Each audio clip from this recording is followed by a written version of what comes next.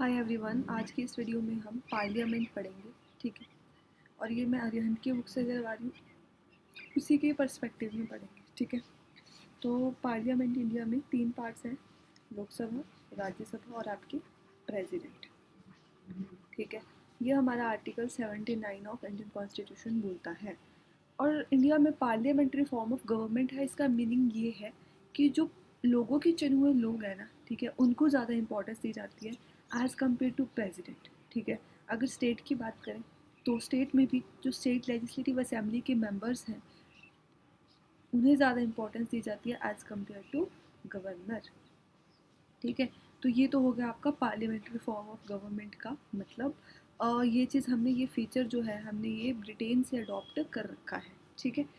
उसके बाद नेक्स्ट हम बात करें कि जो प्रेसिडेंट होते हैं वो आपकी, ना ही वो लोकसभा के मेंबर होते हैं ना ही वो राज्यसभा के मेंबर होते हैं, फिर भी वो पार्लियामेंट का एक इंटीग्रल पार्ट है, मतलब एक मोस्ट इम्पॉर्टेंट पार्ट है जिसको अलग नहीं किया जा सकता। ठीक है। पहले हम राज्यसभा पढ़ेंगे। सबसे पहले हमारे आ जाएंगे राज्यसभा। ठीक है।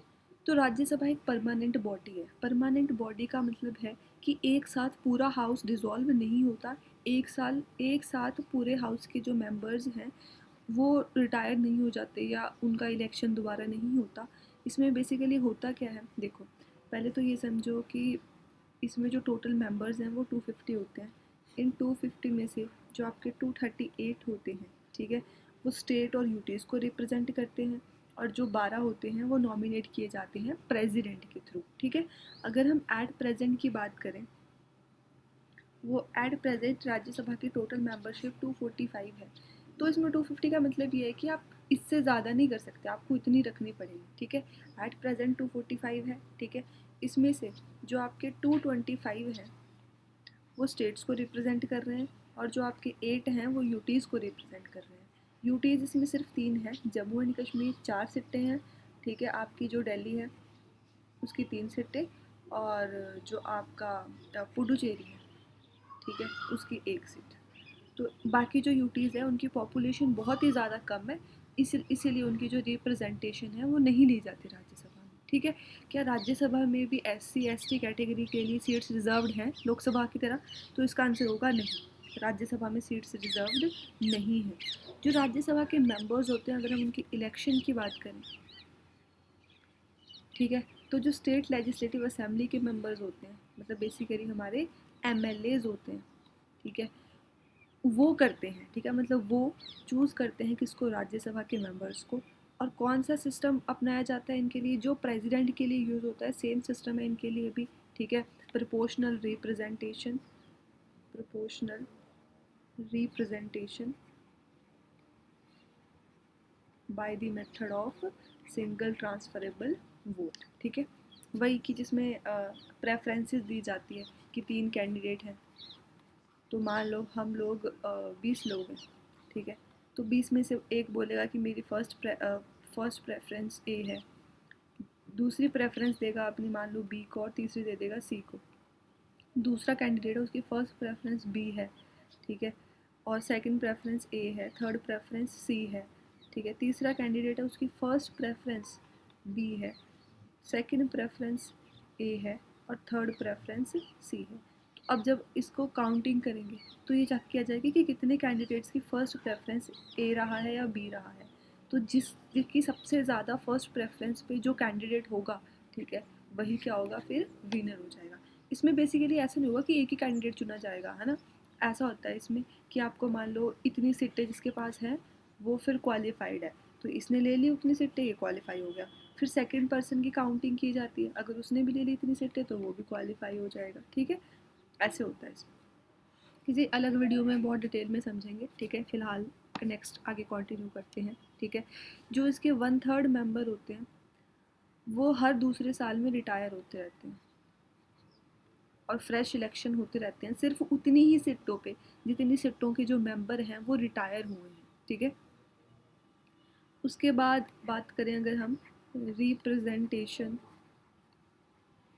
Of people act, people act 1951, इसके अकॉर्डिंग जो टर्म होगी ना आपके राज्यसभा के मेंबर्स की, ठीक है, तो वो 6 ईयर होनी चाहिए, 6 ईयर। मान लो 3 कैंडिडेट है, 1 2 3, ये कैंडिडेट आपका 2010 में आया, ठीक है, ये 2011 में आया और ये 2012 में आएगा। तो ये कैंडिडेट रिटायर कब होगा? ये कैंडिडेट होगा आपका 2016, 6 पूरे कर लेगा और 2017 में जाके ये रिटायर हो जाएगा, ठीक है। अगर हम इस वाले की बात करें तो ये 2018 में रिटायर होगा, इस वाले की बात करें तो ये 2019 में रिटायर होगा। तो इनके जैसे और भी तो कैंडिडेट होंगे ना, 2010 में आए होंगे, तो फिर मतलब ये लोग 1/3 मेंबर रिटायर हो जाते हैं, ठीक है। उसके बाद अगर हम बात करें लोकसभा की,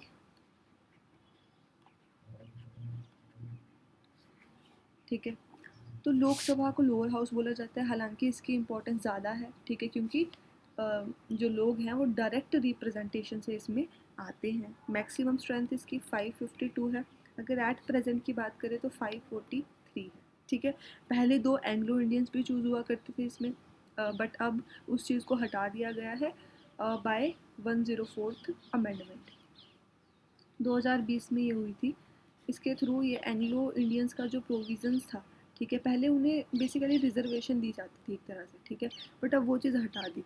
अब मानना है पार्लियामेंट का, उन्होंने अपना ये सुनाया जब ये वाली चीज़, तो उन्होंने कहा कि अब ये लोग इतने ज़्यादा अपलिफ्ट हो गए हैं, ठीक है, तो इन्हें अब ऐसे रिप्रेजेंटेशन देने की ज़रूरत नहीं है। उसके बाद जो इसके मेंबर्स हैं वो डायरेक्टली इलेक्ट होते हैं स्टेट से भी और यूटी से भी, ठीक है। उसके बाद अगर इसमें बात करें कि क्या इसमें एससी एसटी को स्पेशल रिजर्वेशन दी जाती है, तो हाँ, इसमें दी जाती है, ठीक है। इनका जो टर्म होता है, लोकसभा का जो टर्म होता है वो 5 ईयर्स का होता है, 5 साल बाद फ्रेश इलेक्शन करवाए जाते हैं और पूरा हाउस एक साथ डिज़ोल्व हो जाता है, ठीक है, एक साथ ख़त्म हो जाता है। उसके बाद सीट है कि लोकसभा में किस स्टेट को कितनी सीटें मिल रखी है, ये टोटली डिपेंड करता है कि उस स्टेट की कितनी पॉपुलेशन है। पॉपुलेशन के अकॉर्डिंग बेसिकली स्टेट्स को सीट्स दी जाती हैं, ठीक है। अगर प्रेसिडेंट चाहे तो लोकसभा के 5 साल पूरे होने से पहले उसे डिज़ोल्व कर सकता है, ठीक है, पर उसके लिए प्रेसिडेंट चाहे तो डिज़ोल्व कर सकता है, बट उसके लिए प्रेसिडेंट को प्राइम मिनिस्टर की सलाह की ज़रूरत पड़ेगी, ठीक है। और ये चीज़ थी, इस चीज़ को कोर्ट में भी फिर चैलेंज नहीं किया जा सकता, ठीक है। अगर बात करें कि क्या लोकसभा के टर्म को एक्सटेंड किया जा सकता है, बढ़ाया जा सकता है, तो हाँ, बढ़ाया जा सकता है। मान लो देश में नेशनल इमरजेंसी लग जाए, नेशनल इमरजेंसी लग जाए, तो लोकसभा के टर्म को 1 साल तक बढ़ाया जा सकता है। जैसे 5 साल का टर्म होता है ना, तो इसको 6 साल किया जा सकता है, ठीक है। बट ये जो एक्सटेंशन है ना, ये मान लो अब इमरजेंसी हट गई आपकी, ठीक है, आपकी इमरजेंसी हटती है दिसंबर के मंथ में, तो इसके 6 महीने के अंदर अंदर ये लोकसभा डिज़ोल्व हो जाएगी और फ्रेश इलेक्शन करवाने पड़ेंगे। मतलब इमरजेंसी ख़त्म होने के बाद इसे 6 महीने से ज़्यादा नहीं रखा जा सकता, ठीक है, ऐसे। उसके बाद जब लोकसभा डिज़ोल्व हो जाती है, तो मान लो लोकसभा आपकी डिज़ोल्व होगी, तो जितने भी पेंडिंग बिल होते हैं वो सारे खारिज कर दिए जाते हैं, ठीक है। और जितने भी बिल मान लो लोकसभा से पास हुए थे बट वो राज्यसभा ने अभी पास नहीं किए थे, वो सब भी क्या हो जाते हैं, लैप्स हो जाते हैं, सब के सब रुक जाते हैं, सब खारिज हो जाते हैं, ठीक है। अब हम लोकसभा के स्पीकर के बारे में बात कर लेते हैं। स्पीकर ऑफ लोकसभा, तो ये लोकसभा के प्रिसाइडिंग ऑफिसर होते हैं, ठीक है, मतलब उसमें डायरेक्शंस यही देते हैं बेसिकली, है ना, हेड होते हैं, ऐसे समझ के चलो। उसके बाद हाउस में डेकोरम मेंटेन करके रखते हैं, डिसिप्लिन मेंटेन करके रखते हैं, ठीक है। सबसे बड़ी बड़ी बात उनकी, ये डिसाइड करते हैं कि कोई बिल मनी बिल है है या नहीं, ये पावर इनके हाथ में होती है, ठीक है। उसके बाद जो मोशंस पास होते हैं जितने भी हाउस में, कि no confidence motion, adjournment motion, motion of censure, उसके बाद कॉलिंग अटेंशन मोशन, वो सब इनके अकॉर्डिंग ही पास होते हैं, ठीक है, यही उसके लिए अनुमति देते हैं और करते हैं। उसके बाद क्या स्पीकर को उनकी पोजीशन से हटाया जा सकता है, तो हाँ, हटाया जा सकता है। अगर लोकसभा एक मतलब रेजोल्यूशन पास करे, ठीक है, मतलब लोकसभा अगर पास करे और रेजोल्यूशन, और उसमें मेजॉरिटी होनी चाहिए लोकसभा की, मतलब मेजॉरिटी ऑफ लोग चाह रहे हैं कि हाँ इस पर्सन को स्पीकर की पोजीशन से हटा दिया जाए, ठीक है। जैसे मान लो लोकसभा में 542 अगर मेंबर्स हैं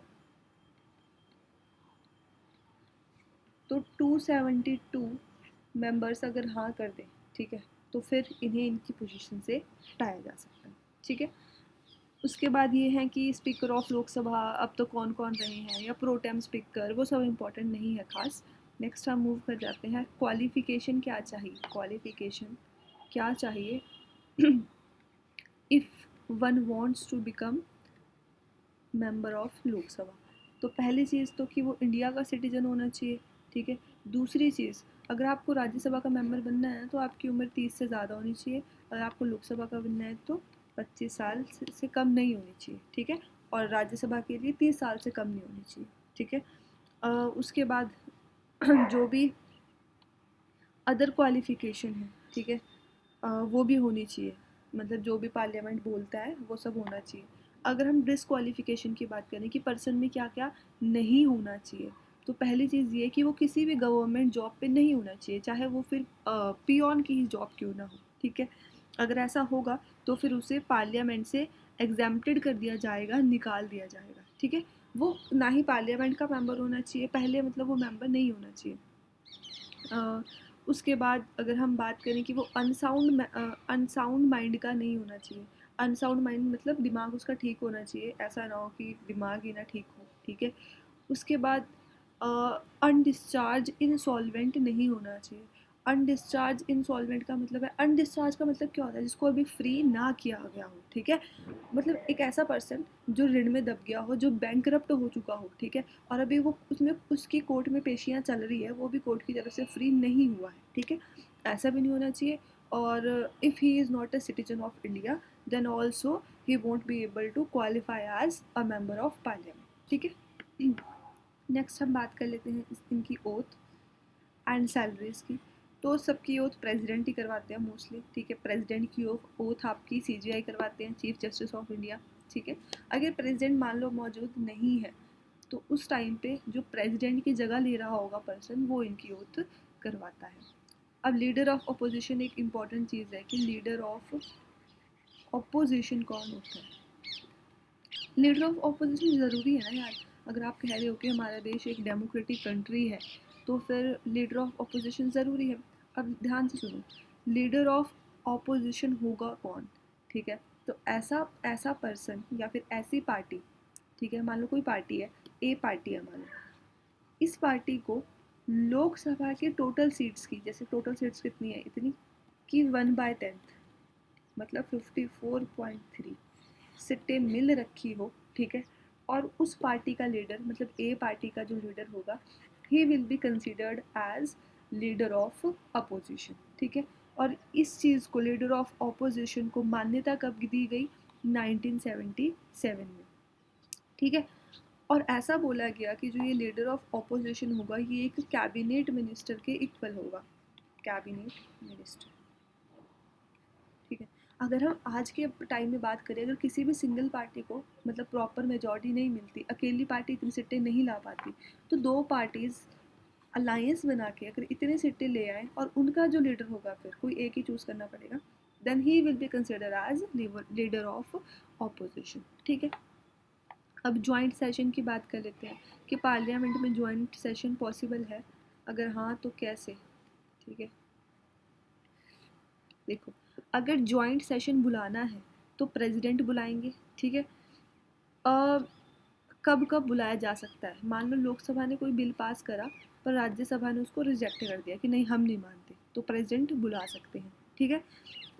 मान लो राज्यसभा ने बोला कि यार हमें ये अमेंडमेंट करनी है, हमें ये बदलाव करना है, ठीक है, और लोकसभा ने बोल दिया कि नहीं हम नहीं मानते इसको, ठीक है। उसके बाद अ, अगर मान लो लोकसभा ने कोई बिल दिया राज्यसभा को और कहा कि भाई इसको मतलब रिकमेंडेशन दो या पास करो जो भी है, ठीक है, और इन्होंने ना इस बिल को 6 मंथ के होल्ड पे रख दिया, मतलब कोई रिस्पॉन्स ही नहीं दिया, ठीक है, तो भी ज्वाइंट सेशन बुलाया जा सकता है।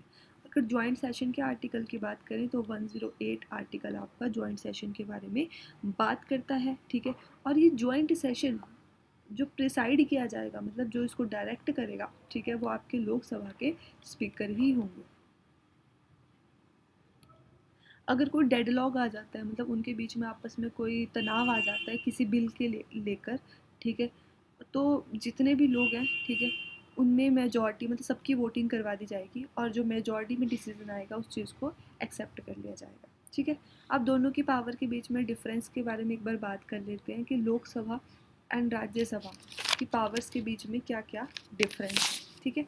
पहली चीज़ तो सबसे इम्पॉर्टेंट जो है कि जो एक मनी बिल होगा ना, वो सिर्फ और सिर्फ लोकसभा में ही इंट्रोड्यूस किया जा सकता है, ठीक है, वो भी प्रेसिडेंट की रिकमेंडेशन पे, ठीक है।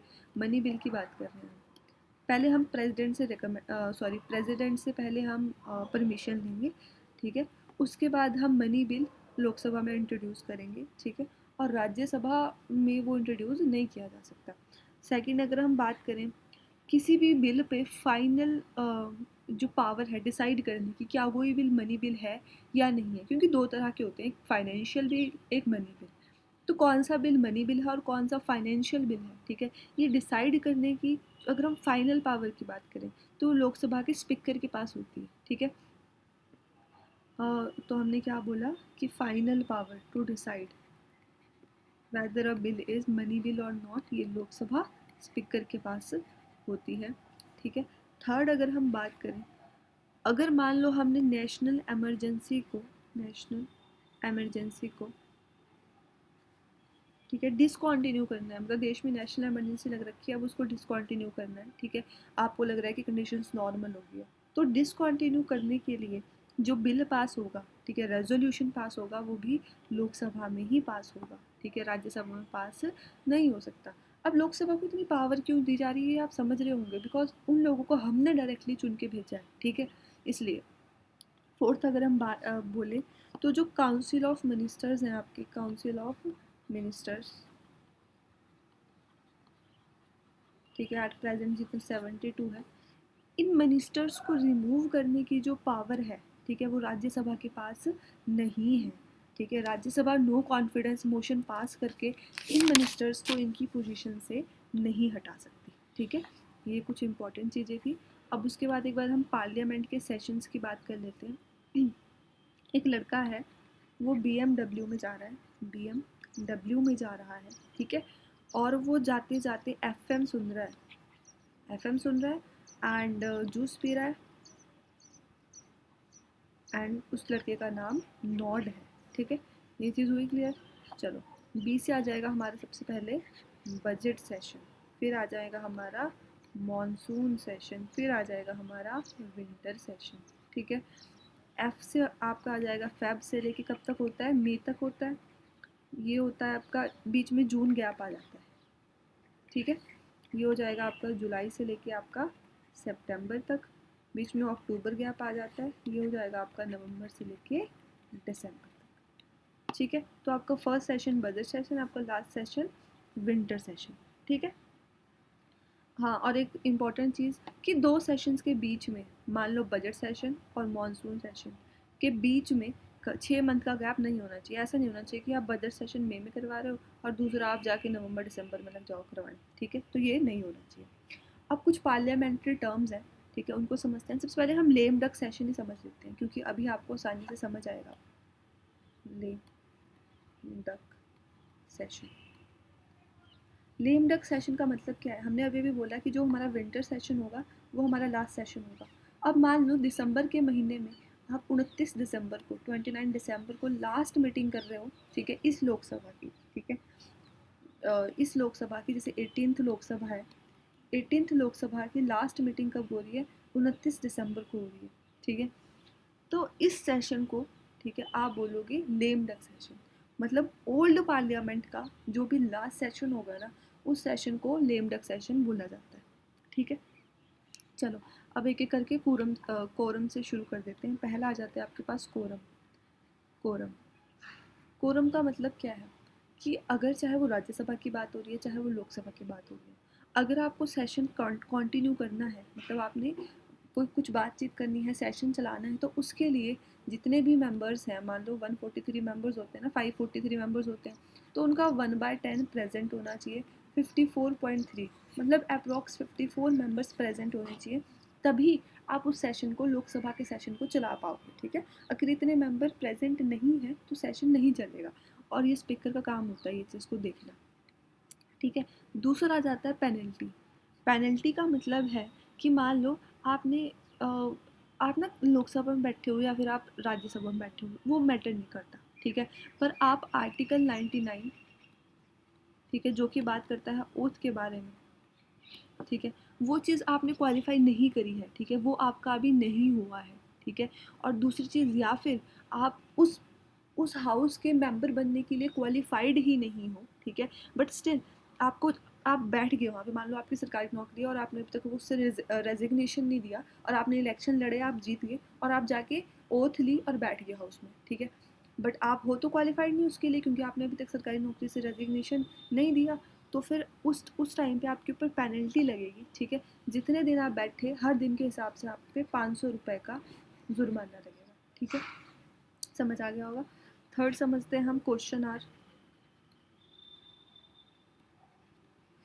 देखो, अगर हम लोकसभा की बात करें ना, तो लोकसभा में सुबह 11 बजे से लेकर दिन के 12 बजे तक, मतलब 1 घंटे का आपका क्वेश्चन आवर होता है। राज्यसभा की बात करें तो राज्यसभा में 12 PM से लेकर 1 PM तक आपका क्वेश्चन आवर होता है, मतलब 1 घंटे का होता है, ठीक है। इसमें क्या होता है, आप कुछ किसी भी रिलेटेड क्वेश्चन पूछ सकते हो कि हाँ तुम्हारी पॉलिसीज ऐसी थी वैसी थी, है ना, ऐसे करके 3 तरह के क्वेश्चन आर होते हैं बेसिकली, ठीक है। करके समझते हैं। पहला आ जाता है आपका स्टार्ड क्वेश्चंस, ठीक है। स्टार्ड क्वेश्चन मतलब मैंने ओरली आंसर क्वेश्चन पूछा, मैंने पूछा कि हाँ भैया आपकी ये पॉलिसी ठीक नहीं है, और सामने से बंदे ने ओरली आंसर किया, ठीक है, बोल के आंसर करा, तो वो होगा आपका स्टार्ड क्वेश्चन। इसको ना ग्रीन कलर से लोकेट करते हैं बेसिकली। सेकंड आ जाते हैं हम आपके अनस्टार्ड क्वेश्चन पे। अनस्टार्ड क्वेश्चन में क्या होगा, आपको ना बंदे से क्वेश्चन पूछना है, बट उससे पहले आपको उसको 10 दिन का नोटिस देना पड़ेगा। मान लो मैंने क्वेश्चन पूछना है उससे, तो मैं आज नोटिस दूंगी और 10 दिन बाद मैं उससे वो क्वेश्चन पूछ पाऊंगी। क्यों? क्योंकि वो बंदा आपको रिटर्न में आंसर देगा, ठीक है। इसमें सप्लीमेंट्री क्वेश्चन नहीं पूछे जा सकते। मान लो वो मुझे रिटर्न में आंसर दे रहा है और फिर मैं उससे रिलेटेड उससे फिर क्वेश्चन पूछ रही हूँ, ऐसा नहीं हो सकता उसमें, ठीक है। ये चीज़ होती है। और जो ये आपके अनस्टार्ड क्वेश्चन होते हैं, इनको हम वाइट से डिनोट करते हैं। थर्ड आ जाता है आपका शॉर्ट नोटिस, ठीक है। अब इसमें ना ऐसे क्वेश्चन पूछे जाते हैं बेसिकली जो अर्जेंट नोटिस के होते हैं, ठीक है। मान लो कोई ऐसी जगह है जहाँ पे लगातार, जैसे अभी मणिपुर में इतनी प्रॉब्लम्स चल रही थी, है ना, रोज़ वहाँ पे कुछ ना कुछ हो रहा है रोज़, तो वो अर्जेंट नोटिस के चीज़ें हैं, है ना, पब्लिक इम्पोर्टेंस की चीज़ें हैं। तो इसमें 10 दिनों से कम का नोटिस देना होता है आपको, 10 डेज से कम का नोटिस देना होता है, ठीक है। मतलब 10 डेज से कम का नोटिस दे के आप क्वेश्चन पूछ सकते हो, ठीक है। और और इसको हम जो डिनोट करते हैं वो हम लाइट पिंक कलर से डिनोट करते हैं, ठीक। उसके बाद अगर हम बात करें ज़ीरो आर की, तो इसके बाद ना 12 से लेकर 12:30 तक ही दे देते हैं टाइम ज़ीरो आर का, ठीक है। ज़ीरो आर में क्या होता है बेसिकली, आप ना मिसलेनियस क्वेश्चन पूछ सकते हो, कुछ भी जो भी आपको लगा कि इस चीज़ पे ध्यान देने की ज़रूरत है ना, कॉल अटेंशन कि भाई ध्यान दो इस चीज़ पे, ठीक है। और कुछ भी जो आपको लगे कि नहीं ये पूछ लेना चाहिए, वो आप इसमें पूछ सकते हो, कुछ भी मिसलेनियसली। उसके बाद अगर हम बात करें, लेम डक सेशन हो गया। स्नैप वोट की बात करें अगर हम, स्नैप वोट, तो स्नैप वोट क्या होता है, मतलब ऐसी चीज़ के बारे में वोट ले लेना जो आपको पिछले दिन जिसके बारे में बताया ना गया हो, या अभी भी आपको उसके बारे में ब्रीफ ना किया गया हो, इन्फॉर्म ना किया गया हो, ठीक है, एडवांस में इन्फॉर्म ना किया गया हो जिसके बारे में, और एकदम से आपकी वोटिंग करवा ली जाए उस चीज़ पे, उसको आप स्नैप वोट बोलते हैं। आपने स्नैप टेस्ट भी सुना होगा कि भाई पहले इतिहास नहीं किया और फिर एकदम से टेस्ट ले लिया, बस वैसा ही है, ठीक है। उसके बाद स्पीकर प्रो टाइम की बात करें अगर हम, स्पीकर प्रो टाइम का मतलब क्या होता है, प्रो टाइम का मतलब ये होता है फॉर द टाइम बीइंग, ठीक है। अब देखो, ओल्ड लोकसभा तो डिसकंटिन्यू होगी, ठीक है, ओल्ड लोकसभा तो डिसकंटिन्यू होगी, और अभी नई लोकसभा आनी है, नई लोकसभा का स्पीकर अभी नहीं बना, ठीक है। तो तब तक के लिए, ठीक है, तब तक के लिए जो सीनियर मोस्ट मेंबर होगा, सीनियर मोस्ट मेंबर होगा, उस मेंबर को जो प्रेसिडेंट है वो स्पीकर प्रो टेम अपॉइंट कर सकते हैं, ठीक है। सीनियर मोस्ट एक्सपीरियंस के मामले में देखा जाता है, और मान लो कि दोनों मेंबर्स सेम के पास सेम एक्सपीरियंस है, तो उनमें से जो एज के अकॉर्डिंग सीनियर होगा उस बंदे को स्पीकर प्रो टेम बना दिया जाएगा, ठीक है। मतलब जब तक नई लोकसभा नहीं आती तब तक के लिए जिसे स्पीकर बनाया जाए उसे स्पीकर प्रो टेम बोलते हैं। 6 बात करते हैं आपकी विप की, ठीक है। तो विप ना हर पार्टी का अपना अपना विप होता है। जैसे फॉर एग्जांपल मान के चलो ए पार्टी है, बी पार्टी है, इसका अपना विप होगा, इसका अपना विप होगा। अब इसका काम क्या है, कोई बिल है, ठीक है, इस पार्टी ने बोला कि भाई हमें पास करना है, सबने हाँ बोलनी है, इस पार्टी ने बोला कि नहीं सबने ना बोलनी है। अब विप का काम होगा ये देखना कि क्या उसके पार्टीज के मेंबर उनकी लीडर की दी हुई डायरेक्शंस के अकॉर्डिंग बिल में सिग्नेचर कर रहे हैं या नहीं, कहीं ऐसा तो नहीं कि कोई बीच में ना लगाए करना, ठीक है। उसी तरह जो बी पार्टी का विप होगा उसका काम होगा ये देखना कि क्या सभी मेंबर्स ना कर रहे हैं ना, ऐसा तो नहीं कोई बीच में धोखा कर रहा हो, हाँ हाँ लगाओ उस बिल पे करने, तो ये विप होता है आपका बेसिकली, ठीक है। उसके बाद एक नेक्स्ट आ जाता है आपके पास लास्ट गिल्टिन, गिलोटिन या फिर गिल्टिन कुछ भी बोल लो, ठीक है। अब देखो कुछ ऐसी चीज़ थी ना, ग्रांट इन एड चाहिए आपको, मतलब किसी चीज़ के लिए पैसा चाहिए, ग्रांट इन एड चाहिए। अब इस मुद्दे पे ना आप ज़्यादा डिस्कशन नहीं कर पाए, ठीक है, टाइम कम होने की वजह से, बट आपको अर्जेंट ग्रांट चाहिए, अर्जेंट पैसा चाहिए, ठीक है। और वो लास्ट डे में वो टॉपिक तो डिस्कस हुआ ही नहीं था, ठीक है। तो इस चीज़ में जब ग्रांट इन एड मतलब लेने के लिए बस वोटिंग करवा दी जाए कि हाँ भाई कौन कौन चाहता है इस चीज़ के लिए ग्रांट मिले, कौन कौन चाहता है इस चीज़ के लिए ग्रांट ना मिले, तो बस जब डायरेक्ट वोटिंग करवाई जाए बिना मुद्दे को डिस्कस करे तो उस चीज़ को आप बोलते हो गिल्टी, ठीक है। नेक्स्ट आ जाता है आपके पास पब्लिक बिल और private bill. Public bill, private bill, तो देखो ये बहुत आसान है, ठीक है, कोई दिक्कत नहीं आने वाली इसमें। जब एक मिनिस्टर बिल इंट्रोड्यूस करे तो उसे पब्लिक बिल बोलते हैं, मतलब जो हमारे काउंसिल ऑफ मिनिस्टर है ना उसमें से कोई बिल इंट्रोड्यूस करे तो उसे हम पब्लिक बिल बोलते हैं।